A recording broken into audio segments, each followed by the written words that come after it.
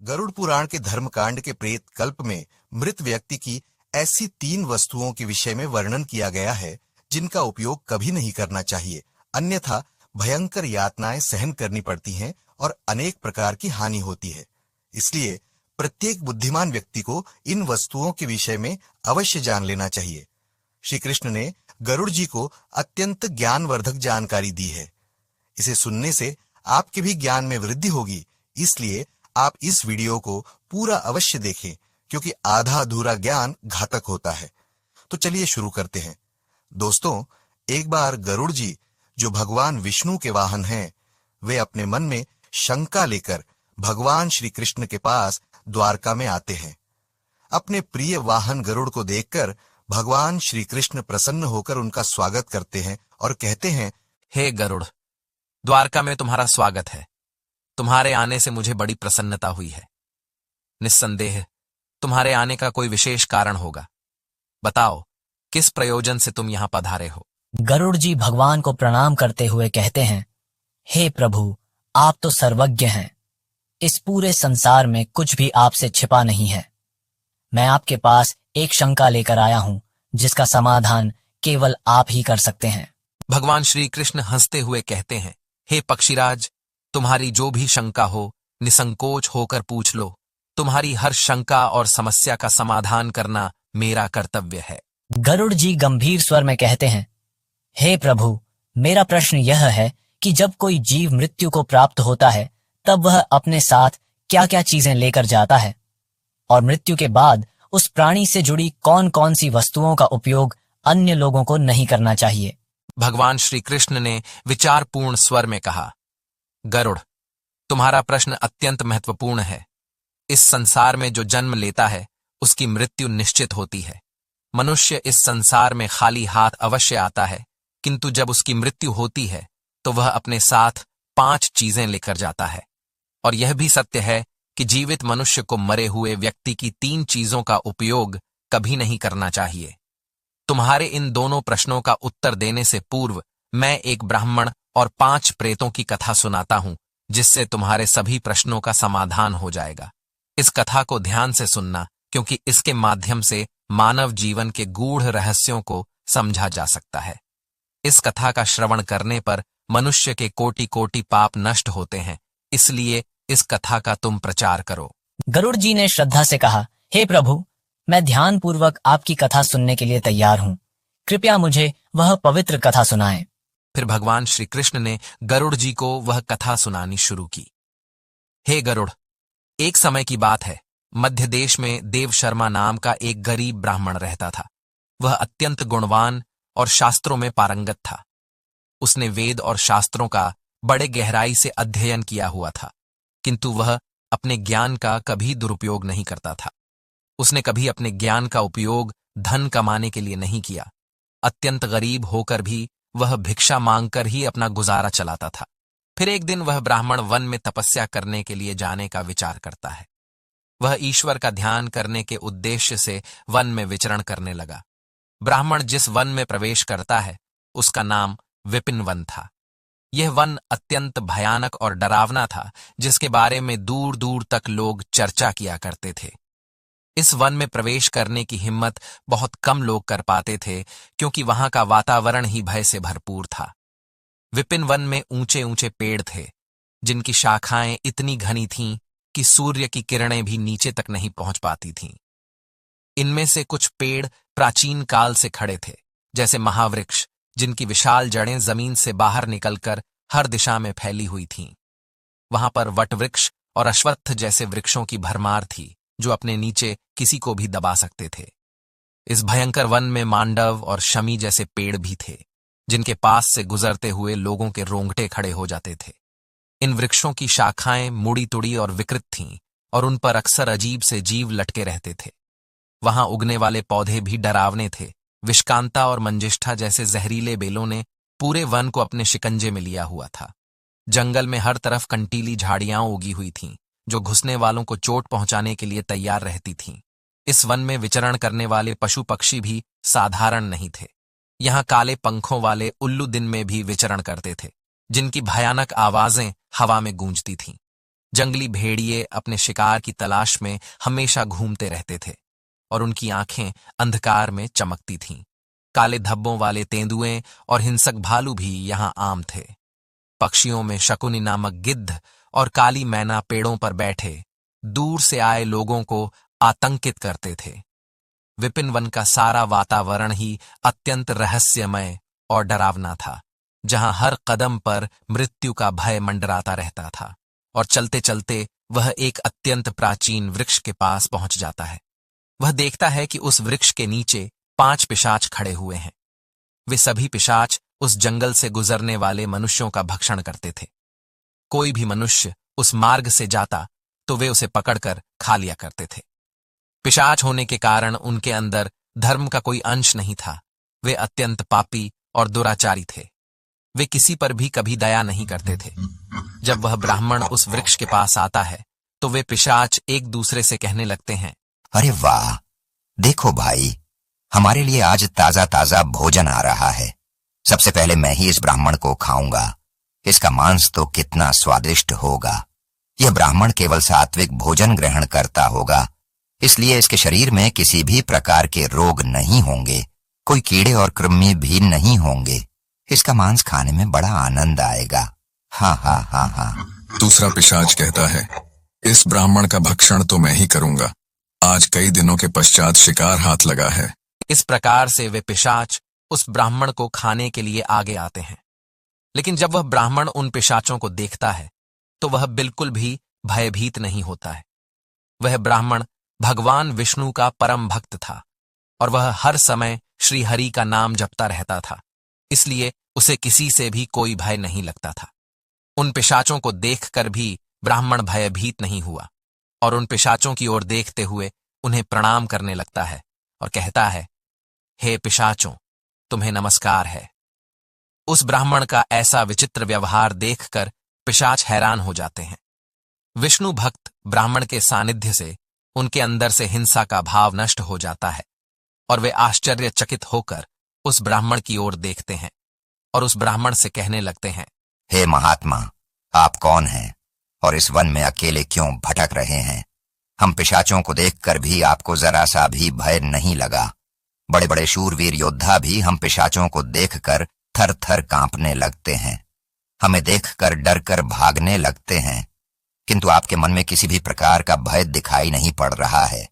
आपके सानिध्य में आने पर हमारी भूख भी समाप्त हो चुकी है। हम तो आपको भोजन समझकर प्रसन्न हो रहे थे और आपको खाने वाले थे। फिर वह ब्राह्मण कहता है, हे पिशाचों, मुझे आपसे बिल्कुल भी भय नहीं लग रहा है, क्योंकि मैं जानता हूं कि भगवान हमेशा मेरे साथ हैं और उनकी इच्छा के बिना तो पेड़ का पत्ता तक नहीं हिलता। यदि मेरी मृत्यु आप पिशाचों के द्वारा ही होनी है तो मुझे यह भी स्वीकार है। प्रभु ने मेरे भाग्य में जो भी लिख दिया है मुझे वह मंजूर है।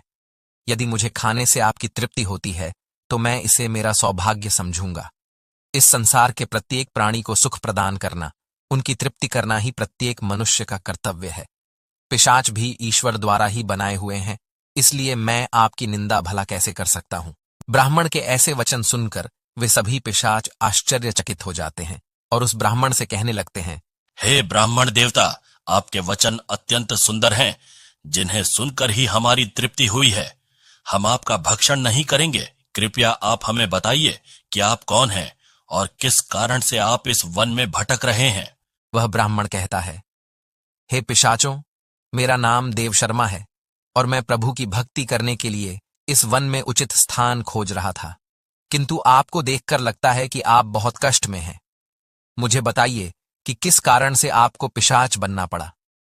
यदि मैं आपकी कोई सहायता कर सकता हूं तो आप अवश्य कहें।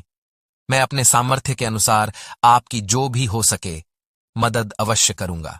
ब्राह्मण की बातें सुनकर सभी पिशाच सुन्न हो जाते हैं और कहने लगते हैं, हे द्विज श्रेष्ठ, आपको बार बार प्रणाम है। हम सभी पिशाच हमारे पाप कर्मों के कारण ही बने हैं। हमने हमारे पितरों का अपमान किया है, इसी कारण से हमें यह पिशाच योनि प्राप्त हुई है। न जाने कब हमें इस पिशाच के शरीर से छुटकारा मिलेगा। हमने मनुष्य रहते हुए भी बहुत पाप किए थे और पिशाच बनकर तो हमने अनगिनत पाप किए हैं। कितने ही निर्दोष मनुष्यों और प्राणियों को हमने मारकर खाया है। इसीलिए हमें ऐसा लगता है कि हमें कभी पिशाच योनि से मुक्ति नहीं मिलेगी। फिर ब्राह्मण कहता है, हे पिशाचों, मैं आपकी व्यथा को समझता हूं। कृपया आप मुझे बताइए, मैं किस प्रकार से आपको मुक्ति दिला सकता हूं। मैं मध्य देश में रहने वाला देवशर्मा ब्राह्मण हूं। मैंने अनेक तप, व्रत और उपवास किए हैं, इसलिए आपकी मुक्ति के लिए भी यदि कोई व्रत उपवास हो तो मुझे बताइए, वह मैं अवश्य करने का प्रयास करूंगा। ब्राह्मण की बात सुनकर उन पिशाचों को समझ में आ जाता है कि यह ब्राह्मण तो उनका ही पुत्र है। वे पिशाच उस ब्राह्मण के दादा परदादा हैं जो पाप करने के कारण पिशाच बने हुए हैं। श्री कृष्ण कहते हैं, हे गरुड़, इस प्रकार से उन पिशाचों को यह झात हो जाता है कि वह ब्राह्मण उनका ही वंशज है। फिर वे सभी पिशाच अपने अपने पाप कर्मों के विषय में बताने लगते हैं। पहला पिशाच, जिसका नाम उच्चिष्ट था, वह आगे बढ़ा। उसका शरीर मांस और खून से सना हुआ था और उसकी आंखों में अधर्म की अग्नि जल रही थी। उसने कांपते हुए ब्राह्मण से कहा, मेरा नाम उच्चिष्ट इसलिए पड़ा क्योंकि मैं हमेशा दूसरों का बचा हुआ और जूठन खाया करता था। मैं पिछले जन्म में बृहस्पति था और तुम्हारा 5 पीढ़ी पहले का पूर्वज था। एक समय में मैं बहुत विद्वान और आदरणीय ब्राह्मण था। मैंने यज्ञ और अनुष्ठान किए, लेकिन धीरे धीरे मेरी लालसा बढ़ गई। मुझे लोगों द्वारा छोड़ा हुआ भोजन खाने की आदत पड़ गई। दूसरों के झूठे भोजन में मुझे स्वाद आने लगा। मैंने यह जानने के बावजूद कि यह अधर्म है, झूठे भोजन का आदान प्रदान शुरू कर दिया। एक दिन जब मैंने एक पवित्र यज्ञ के बाद बचा हुआ उचिष्ट भोजन खा लिया, उसी भोजन से मेरे शरीर में विष निर्माण हुआ और उसी क्षण मेरी मृत्यु हो गई। अब मैं पिशाच बनकर उचिष्ट भोजन करता हूं और यही मेरा श्राप है। दूसरा पिशाच, जिसका नाम नग्न अंग था, वह आगे आया। उसका पूरा शरीर नग्न था और उसकी हड्डियां दिख रही थीं। उसने ब्राह्मण की ओर देखकर कहा, मेरा नाम नग्न अंग इसलिए पड़ा क्योंकि मैं हमेशा निर्वस्त्र रहकर स्नान करता था। पूर्व जन्म में मेरा नाम शरद चंद्र था और मैं तुम्हारा 6ठी पीढ़ी का पूर्वज था। मैं एक ब्राह्मण कुल में जन्मा था और मेरे पास ज्ञान और तप की शक्ति थी, लेकिन मैं अपने शरीर का घमंड करने लगा। मुझे स्नान करते समय नग्न रहने में आनंद आता था और मैंने समाज के नियमों का अपमान किया। मैं इसे स्वाभाविक मानता था, परंतु यह अधर्म था। एक दिन जब मैं नगर के तालाब में नग्न होकर स्नान कर रहा था, तभी जल देवता ने मुझे श्राप दिया कि मैं अपने घमंड के कारण पिशाच योनि को प्राप्त करूंगा। मेरी मृत्यु भी उसी तालाब में डूबने से हुई। अब मैं पिशाच हूं और मेरा शरीर हमेशा नग्न रहेगा, जैसे मैंने अपने ब्राह्मण धर्म का अपमान किया था। तीसरा पिशाच, जिसका नाम शव वस्त्र था, उसके शरीर पर मृत लोगों के फटे हुए कपड़े लिपटे हुए थे। उसकी आवाज में दर्द था। उसने कहा, मैं इस योनि में इसीलिए हूं क्योंकि मैंने हमेशा मृत व्यक्तियों के कपड़े चुराए। पिछले जन्म में मेरा नाम अच्युतानंद था। मैं तुम्हारे पूर्वजों में से था और एक आदरणीय ब्राह्मण कुल से संबंध रखता था, लेकिन मेरे मन में लोभ बढ़ गया था। मैं श्मशान भूमि पर जाकर मृतकों के वस्त्र चुराता और उन्हें बेचता था। मरे हुए लोगों के वस्त्र पहनकर मुझे सुख की अनुभूति होती थी। मेरे इस अधर्म को देखकर देवताओं ने मुझे श्राप दिया कि मेरी मृत्यु भी श्मशान में होगी और मैं पिशाच बनकर हमेशा शवों के वस्त्र पहनूंगा। मेरी मृत्यु श्मशान में ही हुई, जहां एक भयंकर पिशाच ने मुझे मार दिया। अब मुझे मृतकों के वस्त्र पहनने का श्राप मिला है। चौथा पिशाच, जिसका नाम अशौच था, उसकी उपस्थिति इतनी गंदी और बदबूदार थी कि ब्राह्मण को सांस लेना कठिन हो गया। अशौच ने कहा, मेरा नाम अशौच इसलिए पड़ा क्योंकि मैंने हमेशा अपवित्र और गंदी चीजों में खुद को लिप्त रखा। मैं पिछले जन्म में धर्मराज था और तुम्हारा पूर्वज था। मेरे जीवन में शुद्धता का कोई स्थान नहीं था। ब्राह्मण होते हुए भी मैंने अपवित्रता में जीवन बिताया। मैंने कभी अपने तन और मन की शुद्धता का ध्यान नहीं रखा। गंदे वस्त्र पहने और अपवित्र स्थानों पर रहा। मैं स्नान नहीं करता था और यह सब जानकर भी मैंने धर्म के नियमों का पालन नहीं किया। मेरे इस पाप के कारण देवताओं ने मुझे श्राप दिया कि मैं अशुद्धता में लिप्त रहकर ही इस पिशाच योनि में भटकूं। मेरी मृत्यु एक गंदे तालाब में डूबकर हुई। अब मैं इस पिशाच योनि में हूं, जहां मैं हमेशा अपवित्रता से घिरा रहता हूं। अंत में 5वां पिशाच क्रव्याहारी था। उसका मुख रक्त से लथपथ था और उसके हाथों में मांस के टुकड़े थे। उसने भयावह हंसी के साथ ब्राह्मण से कहा, मैं क्रव्याहारी हूं क्योंकि मैं मांस और रक्त का लोभी था। पूर्व जन्म में मेरा नाम सोमदेव था और मैं तुम्हारा पूर्वज था। मैंने ब्राह्मण होते हुए भी हिंसा और क्रूरता का जीवन अपनाया। मुझे मांसाहार और हत्या में आनंद आता था। मैंने कई निर्दोष प्राणियों का खून बहाया और उनका मांस खाया। मैंने अपने परिवार और समाज की मर्यादाओं का उल्लंघन किया। मेरे इस अधर्म के कारण मेरी मृत्यु एक मांसाहारी भोज के दौरान हुई, जब मैंने एक गाय का मांस खाया। देवताओं ने मुझे श्राप दिया कि मैं इस पिशाच योनि में आकर रक्त और मांस का लोभी बनूंगा। अब मैं हमेशा क्रव्याहारी बना हुआ हूं। इस प्रकार से वे पिशाच कहते हैं, हे वत्स, हम हमेशा ही उच्चिष्ट वस्त्र पहनते थे। गंदे मैले वस्त्र पहनकर ही भोजन, पूजा पाठ आदि कार्य किया करते थे। हमने हमेशा ही उच्चिष्ट भोजन ही ग्रहण किया है। इसी कारण से हमारी यह दुर्गति हुई है। हम निर्वस्त्र होकर स्नान करते थे, जिस कारण से हमारे पितृगण हमसे रुष्ट हो गए। हमने कभी पितरों के लिए भोजन अर्पित नहीं किया। इसी कारण से हमें मृत्यु के पश्चात प्रेत बनना पड़ा। फिर वे पिशाच कहते हैं, हे वत्स, तुम तुम्हारे ही वंश से हो। हम तुम्हारे पूर्वज हैं। यह ईश्वर की ही कृपा है कि उन्होंने तुम्हें हमारे पास भेजा है। अब हमें यकीन हो गया है कि तुम हमें मुक्ति अवश्य दिलाओगे। हे वत्स, तुम अभी जाओ और हमारी मुक्ति के लिए उपाय करो। अपने पूर्वजों की ऐसी दशा देखकर वह ब्राह्मण अत्यंत दुखी हो जाता है और सोचने लगता है कि प्रत्येक मनुष्य का यह निहित कर्म है कि वह अपने पूर्वजों को मुक्ति दिलाने के लिए कार्य करे। वह ब्राह्मण उन पिशाचों को वचन देता है और कहता है, हे पितामह, मैं आपकी मुक्ति के लिए अवश्य उपाय करूंगा। फिर वह ब्राह्मण मुनि अगस्त्य के पास जाता है और उन्हें पितरों की मुक्ति के लिए उपाय पूछता है। मुनि अगस्त्य उस ब्राह्मण को पितरों की मुक्ति के लिए किए जाने वाले तर्पण, श्राद्ध, पिंडदान, दान धर्म आदि क्रियाओं के बारे में बताते हैं। फिर वह ब्राह्मण पवित्र नदी के तट पर जाकर अपने पूर्वजों के लिए वे सभी कार्य करता है जो मुनि अगस्त्य ने बताए हुए होते हैं। वह पहले नदी के पवित्र जल से तर्पण करता है, फिर नदी के तट पर बैठकर पिंडदान करता है और उससे जो कुछ भी हो सके उसी के अनुसार दान धर्म करता है।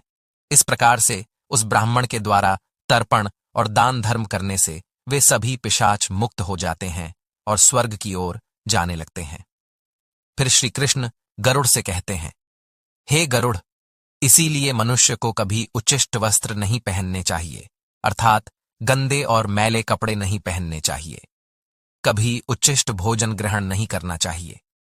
दूसरों का झूठा, जमीन पर पड़ा हुआ, दूसरों के द्वारा लांघा गया तथा पितरों को अर्पण किए बिना किया गया भोजन उच्छिष्ट भोजन होता है। हे गरुड़, अब मैं तुम्हें मृत व्यक्ति की उन वस्तुओं के विषय में बताता हूं जिनका उपयोग जीवित मनुष्य को कभी नहीं करना चाहिए। इसलिए तुम ध्यान से सुनो। हे गरुड़, मनुष्य इस संसार में जन्म लेकर कई भौतिक सुखों के मोह में पड़ जाता है। मृत्यु के बाद भी उसका उन वस्तुओं के प्रति मोह नहीं छूटता है। जब तक मनुष्य सांसारिक वस्तुओं का मोह त्याग कर संपूर्ण रूप से ईश्वर को अपना नहीं लेता, तब तक वह अलग अलग योनियों में जन्म लेकर पृथ्वी लोक पर ही भटकता रहता है। कभी कभी यह मोह इतना अधिक होता है कि वह मृत्यु के बाद भी इसी पृथ्वी लोक पर भ्रमण करता है, अर्थात वह प्रेत योनि धारण करता है। यदि किसी मनुष्य की अकाल मृत्यु हो जाती है तो वह भी प्रेत योनि में चला जाता है और प्रेत बनकर वह अपने ही परिवार के लोगों को दुख देने लगता है।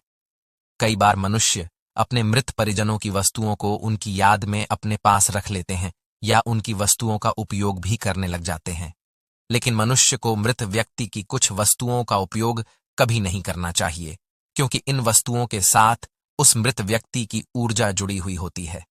उस मृत व्यक्ति का उन वस्तुओं के प्रति मोह बहुत अधिक होने के कारण वह मृत्यु के बाद भी उन वस्तुओं से जुड़ा रहता है, और यदि कोई इन वस्तुओं का प्रयोग करता है तो उसे कई परेशानियों का सामना करना पड़ता है। वह मृतात्मा उसे कई प्रकार से कष्ट देने लगती है। इसलिए किसी भी मनुष्य को मरे हुए व्यक्ति की चीजों का इस्तेमाल कभी नहीं करना चाहिए। मनुष्य चाहे तो उन वस्तुओं को संभाल कर अपने घर में रख सकता है अथवा उन चीजों को नदी के जल में प्रवाहित कर सकता है, लेकिन भूल से भी उनकी वस्तुओं का इस्तेमाल नहीं करना चाहिए। उस मृत आत्मा की शांति के लिए मनुष्य उस व्यक्ति की प्रिय वस्तुओं का दान करता है तो यह बहुत ही शुभ होता है। सबसे पहली वस्तु है मृत व्यक्ति के कपड़े। मृत व्यक्ति के कपड़ों का कभी भी इस्तेमाल नहीं करना चाहिए। उन्हें भूलकर भी पहनना नहीं चाहिए। ऐसा करने से मृत व्यक्ति की आत्मा उस व्यक्ति से जुड़ जाती है जो इनका इस्तेमाल करता है। मृत व्यक्ति की यादें उस व्यक्ति को सताने लग जाती हैं जो उनके कपड़ों का इस्तेमाल करता है, जिस कारण वह व्यक्ति मानसिक और शारीरिक रूप से कमजोर हो जाता है। उस व्यक्ति को अपने मृत परिजन की ऊर्जा का एहसास भी होने लगता है। इसलिए मृत व्यक्ति के कपड़े कभी भी नहीं पहनने चाहिए। मृत व्यक्ति के कपड़े हमेशा दान कर देने चाहिए, जिससे उसकी आत्मा को शांति प्राप्त हो जाती है। दूसरी चीज है मृत व्यक्ति के गहने। मृत व्यक्ति के गहने भी उसके कपड़ों की तरह ही उसकी ऊर्जा के स्रोत होते हैं। मृत व्यक्ति का अपने गहनों से लगाव कपड़ों से भी कई गुना ज्यादा होता है, क्योंकि प्रत्येक व्यक्ति गहने खुद को सुंदर प्रतीत करने के लिए पहनता है। लेकिन जब व्यक्ति की मृत्यु हो जाती है और उसके गहने कोई दूसरा व्यक्ति पहन लेता है, तब मृत व्यक्ति की आत्मा असहज महसूस करने लगती है। वह आत्मा उस व्यक्ति को परेशान करने लग जाती है। आत्मा मोक्ष की राह पर न जाकर इसी मृत्यु लोक में अपने ही परिजनों को परेशान करने लग जाती है। इसलिए मृत व्यक्ति के गहनों का कभी भी इस्तेमाल नहीं करना चाहिए। व्यक्ति की मृत्यु के बाद उसके गहनों को गलाकर अन्य आभूषण करवा लेने चाहिए, अन्यथा उन्हें मंदिर में दान कर देना चाहिए। तीसरी वस्तु है मृत व्यक्ति की माला। जीवित रहते हुए इंसान अपनी माला से मंत्रों का जाप करता है। उसके गले की माला ही उसके जीवन भर के पुण्यों की कुंजी होती है। मृत्यु के बाद व्यक्ति की माला को कभी जीवित मनुष्य को धारण नहीं करना चाहिए। उसकी माला को पवित्र नदी के जल में प्रवाहित कर देना चाहिए। पवित्र नदी उस मृत व्यक्ति के सभी पुण्यों को बहाकर स्वर्ग में ले जाती है। श्री कृष्ण कहते हैं, हे गरुड़, मृत्यु के बाद मनुष्य अपने साथ केवल अपने पाप और पुण्य लेकर जाता है, सभी भौतिक वस्तुओं को यहीं पर छोड़ देता है। इसलिए उसे कभी उन वस्तुओं के प्रति अत्यधिक मोह नहीं करना चाहिए। श्री कृष्ण कहते हैं, हे गरुड़, मृत्यु के बाद आत्मा के साथ कुछ ऐसी चीजें होती हैं जो अगले जन्म में भी साथ जाती हैं। ये चीजें आत्मा के कर्म और इच्छाओं से जुड़ी होती हैं। अब मैं तुम्हें उन 5 बातों के बारे में विस्तार से बताऊंगा। भगवान श्री कृष्ण कहते हैं, कामना वह पहली चीज है जो आत्मा के साथ मृत्यु के बाद भी रहती है। मनुष्य की कामनाएं उसे नया शरीर धारण करने के लिए प्रेरित करती है। कामना एक ऐसी शक्ति है जो आत्मा को लगातार नए शरीर की खोज में लगाए रखती है। जब एक व्यक्ति की मृत्यु होती है तो उसकी इच्छाएं उसके साथ जाती हैं और ये इच्छाएं उसके नए जन्म में पुनः कार्य करती हैं। कामना को एक प्रकार की चंचल ऊर्जा माना जाता है जो आत्मा को सांसारिक जीवन के चक्र में बांधे रखती है। अगर मनुष्य अपनी सभी इच्छाओं का त्याग कर देता है तो उसे मोक्ष की प्राप्ति हो सकती है। इसीलिए कहा गया है कि मृत्यु के समय अपनी इच्छाओं का त्याग करना अत्यंत महत्वपूर्ण है। जो लोग मृत्यु के समय अपनी इच्छाओं को साथ लेकर जाते हैं, उन्हें पुनः जन्म लेना पड़ता है, क्योंकि उनकी कामनाएं उन्हें अगले जीवन के लिए प्रेरित करती हैं। श्री कृष्ण कहते हैं, वासना कामना का ही एक उन्नत रूप है। वासना वह है जो मनुष्य को इंद्रियों के सुख और भोग की ओर आकर्षित करती है। यह एक ऐसी लालसा है जिसका कोई अंत नहीं है। मृत्यु के समय भी अधिकांश लोग वासना से मुक्त नहीं हो पाते हैं। यह वासना सांसारिक वस्त्रों, धन, परिवार और भोगों के प्रति आकर्षण को बढ़ाती है। वासना इतनी शक्तिशाली होती है कि यह मृत्यु के बाद भी आत्मा के साथ रहती है। वासना का उदाहरण विष्णु पुराण में राजा भरत की कथा में मिलता है। राजा भरत ने एक हिरण के बच्चे से अत्यधिक प्रेम किया और उनकी वासना इस बच्चे के प्रति इतनी प्रबल थी कि मृत्यु के समय भी वे उसी हिरण के बारे में सोचते रहे। परिणाम स्वरूप उन्हें अगले जन्म में हिरण की योनि प्राप्त हुई। यह दिखाता है कि वासना आत्मा को बंधनों में बांधे रखती है। मन की शांति और ज्ञान से ही वासना से मुक्ति मिल सकती है। श्री कृष्ण आगे कहते हैं, कर्म मनुष्य की सबसे महत्वपूर्ण धरोहर है जो उसके साथ मृत्यु के बाद भी जाती है। मनुष्य जीवन में जो भी कार्य करता है, अच्छे या बुरे, वे कर्म उसके अगले जन्म में फल देते हैं। मृत्यु के समय आत्मा द्वारा किए गए सारे कर्मों का लेखा जोखा होता है। अगर किसी व्यक्ति ने अच्छे कर्म किए हैं तो उसे परलोक में सुख और शांति मिलती है और अगले जन्म में भी उसे समृद्धि प्राप्त होती है। वहीं अगर उसने बुरे कर्म किए हैं तो उसे नरक या दुखदायी जीवन की प्राप्ति होती है। यही कारण है कि हमारे धर्मशास्त्रों में कर्म को अत्यधिक महत्व दिया गया है। कर्म की गति इतनी अद्भुत होती है कि यह 7 जन्मों तक आत्मा का पीछा करती है। इसलिए मनुष्य को सदैव पुण्य कर्म करने का प्रयास करना चाहिए। भगवान श्री कृष्ण चौथी चीज के रूप में कर्ज का उल्लेख करते हैं। वे कहते हैं, कर्ज एक ऐसी वस्तु है जो मृत्यु के बाद भी आत्मा का पीछा करती है।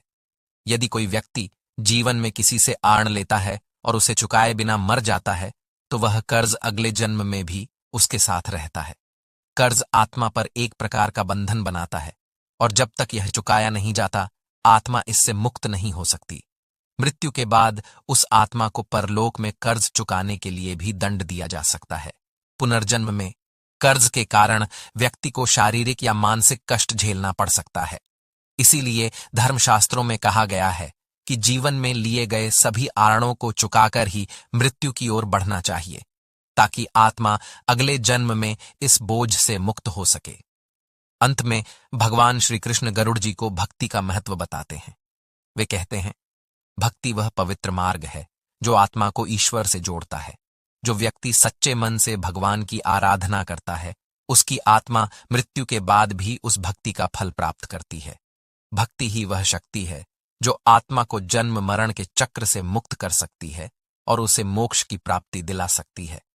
भक्ति से भरा हृदय मृत्यु के बाद भी ईश्वर के समीप रहता है। यही कारण है कि भक्ति को जीवन का सबसे पवित्र साधन माना गया है। इस प्रकार भगवान श्री कृष्ण ने गरुड़ जी को बताया कि आत्मा के साथ मृत्यु के बाद कामना, वासना, कर्म, कर्ज, पुण्य और भक्ति रहती हैं। ये चीजें आत्मा को जीवन के चक्र में बांधे रखती हैं या मोक्ष की ओर ले जाती हैं। तो दोस्तों, इस प्रकार से श्री कृष्ण ने गरुड़ जी को अत्यंत महत्वपूर्ण ज्ञान दिया है। उम्मीद है आपको यह जानकारी अच्छी लगी होगी। वीडियो को लाइक अवश्य करें और कमेंट में जय श्री कृष्ण अवश्य लिखें। साथ ही चैनल को सब्सक्राइब करें। आप सभी का धन्यवाद।